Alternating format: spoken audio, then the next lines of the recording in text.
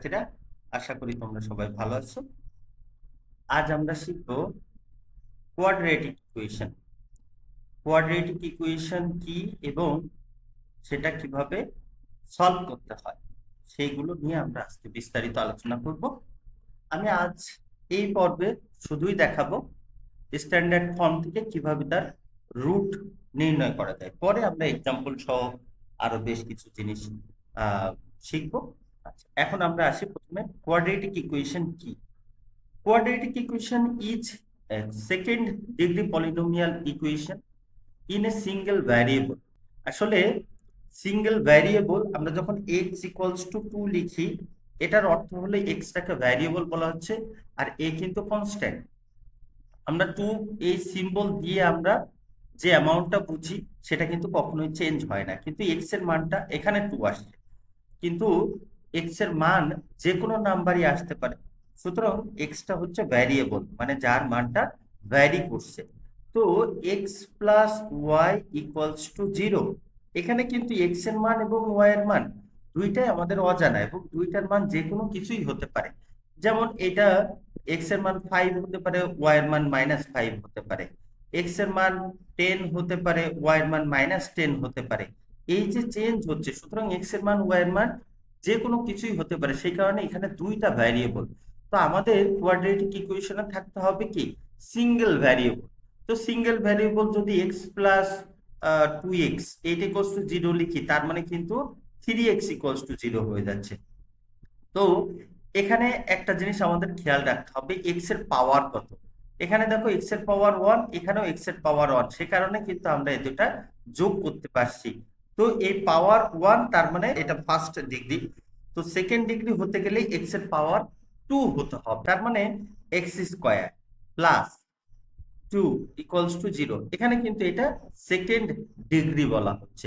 এবার আসি polynomial. Polynomial কি, একাধিক টার্ম থাকতে হবে। একাধিক টার্ম বলতে এটা একটা টার্ম, এটা একটা টার্ম, এখানে এটা একটা টার্ম, এটা একটা টার্ম, এরকম একাধিক টার্ম থাকতে হবে। এরকম টার্ম যদি থাকে তবেই তাকে বলা হয় পলিনোমিয়াল ইকুয়েশন। তো এই পলিনোমিয়াল ইকুয়েশনের সেকেন্ড ডিগ্রি এবং সিঙ্গেল ভ্যারিয়েবল হলেই তবে তাকে বলা হবে কোয়াড্রেটিক ইকুয়েশন। তো কোয়াড্রেটিক ইকুয়েশন কিভাবে সলভ করা যায় সেটা আমরা এখন একটুখানি দেখব। এখানে স্ট্যান্ডার্ড ইকুয়েশন আমরা লিখেছি এইটা, এটা আমরা একটু বোঝার চেষ্টা করি। এখানে দেখো তিনটা টার্ম আছে। প্রথম টার্মটা হলো এ এক্স স্কোয়ার, দ্বিতীয় টার্ম হলো বি এক্স, থার্ড টার্ম হলো সি।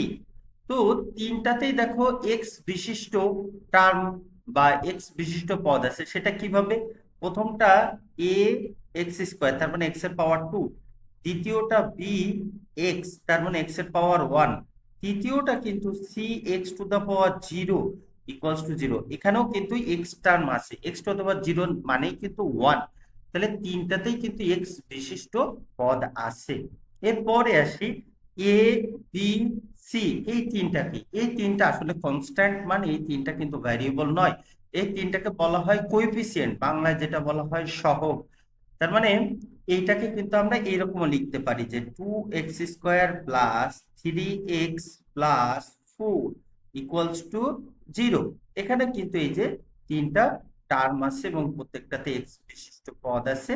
এখানে এ এর মানকে 2 বলা হচ্ছে, বি এর মানকে 3 ইন্ডিকেট করা হচ্ছে, এই বি এর মানকে 3 এবং সি এর মানকে 4 ইন্ডিকেট করা হচ্ছে।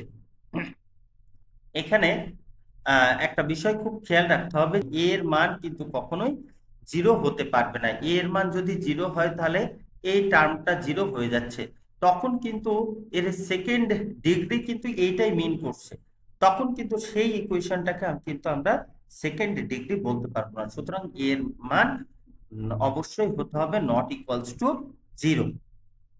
ওকে, এখন আমরা দেখব এই যে স্ট্যান্ডার্ড ইকুয়েশন থেকে আমরা কিভাবে রুট পেতে পারি। এখানে একটা জিনিস খেয়াল রাখতে হবে, এটা যেহেতু সেকেন্ড ডিগ্রি, সুতরাং এর রুট আসবে হলো দুইটা। তার মানে a x square plus b x plus c equals to 0। এই যে সর্বোচ্চ যে পাওয়ারটা, সেই পাওয়ারটার উপরে ডিপেন্ড করছে এই ইকুয়েশন থেকে আমরা কয়টা রুট পাবো, তার মানে কয়টা এক্স এর মান পাবো। এখানে যেহেতু সর্বোচ্চ 2, সুতরাং আমরা দুইটা মান পাবো। এখন আমরা লেফট সাইড থেকে এ কমন নিব, তাহলে এ কমন নিলে কি হচ্ছে, X square plus B divided by A into X plus C divided by A equals to 0। আচ্ছা, এখন এটা যদি এই যে 0 নিচে দিয়ে দিই তাহলে কিন্তু 0 হয়ে যাচ্ছে, তার মানে ultimately X square plus B by A into X plus C by A equals to 0। Okay, এখন আমরা এ প্লাস বি হোল স্কোয়ারের ফরম্যাটে বসাবো, তার যে ফর্ম আছে সেই ফর্মে বসাবো। আচ্ছা, তাহলে সেটা করার জন্য আমি এ স্কোয়ার দিলাম প্লাস 2a মানে কিন্তু এক্স। এবার আমি এটার সাথে মিলাম, তাহলে আমি 2টা অতিরিক্ত নিয়েছি এবং বি বাই এ আমাকে আসতে হবে, তবে এইটার সাথে আমি যেটা ফর্ম তৈরি করব সেটা মিলে যাবে। তাহলে আমরা লিখতে পারি বি ডিভাইডেড বাই 2a। তাহলে দেখো তো এ, এই যে 2 এবং 2 কেটে যাচ্ছে, থেকে যাচ্ছে কি B by A into X, তাহলে এটার সাথে এটা তখন মিলে গেল। আচ্ছা, প্লাস তাহলে আমার বি হলো বি বাই 2a, তাহলে বি ডিভাইডেড বাই 2a তার হোল স্কয়ার। এটা কিন্তু আমি অতিরিক্ত নিয়েছি, তাহলে অতিরিক্ত নিলে কি করতে হবে, এটাকে আমার বিয়োগ করে দিতে হবে। তাহলে বিয়োগ করে কি দেবো, B square divided by 4a square. এখনো আমি এই টার্মটা লিখি, তাহলে এইবার আমি ওই টার্মটা লিখে দিলাম C divided by A equals to 0। এখন দেখো এই জায়গা থেকে এতটুকু আমার এ প্লাস বি হোল স্কয়ারের ফর্মুলাতে আসছে, তাহলে এখানে এ বলতে এক্স আর বি বলতে বি ডিভাইডেড বাই 2a, তাহলে এইটা হোল স্কয়ার। তারপরে আমি এই পার্ট দুইটা পুরোটাই কনস্ট্যান্ট পার্ট, এই দুইটা ডান পাশে নিয়ে চলে আসবো। Square divided by 4a square minus c divided by a. Okay, এখন আসি x plus B divided by 2a তার হোল স্কয়ার ইকুয়ালস টু, এখানে আমরা এলসিএম করছি এ 4a স্কয়ার, তাহলে বি স্কয়ার মাইনাস এখানে 4a স্কয়ারকে এ দিয়ে ভাগ করলে থাকে 4a, আর এখানে সি ছিল সুতরাং 4a সি।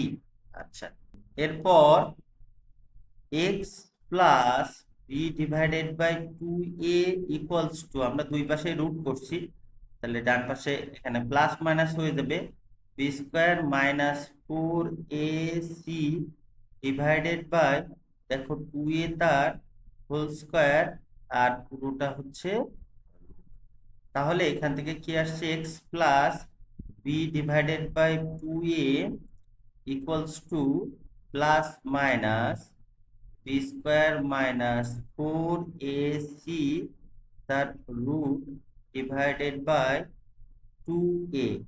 এখন x ইকুয়ালস টু, এই পার্টটা যদি আমি সাইড চেঞ্জ করে ওই পাশে নিয়ে যাই তাহলে minus B divided by 2a plus minus B square minus 4ac divided by 2a।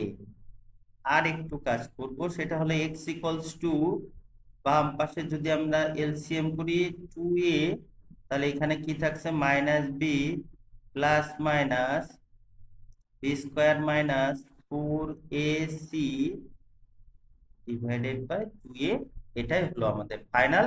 এখানে দেখো প্লাস দিয়ে একটা মান, মাইনাস দিয়ে একটা মান, তার মানে এক্স এর দুইটা মান আসছে।